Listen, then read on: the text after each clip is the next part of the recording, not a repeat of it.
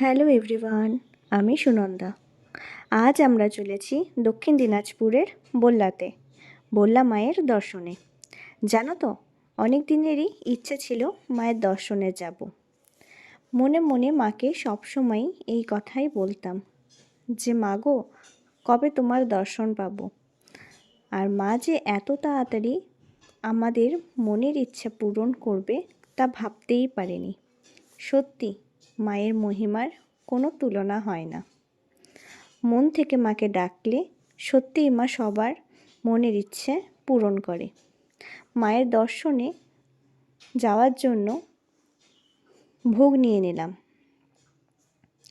আমার মতো অনেক ভক্ত এসেছে দূর দূরান্ত থেকে মায়ের দর্শন করবে বলে, মায়ের কাছে পুজো দেবে বলে। ভোগ নিয়ে সোজা চলে গেলাম মায়ের মন্দিরে। মায়ের দর্শনও করলাম, সাথে সাথে টুকরো টুকরো কিছু ভিডিও তোমাদের সাথে শেয়ার করলাম। আমার সাথে সাথে তোমরাও মায়ের দর্শন করো। সবাই বলো জয় মা, আমার মা, সবার মা।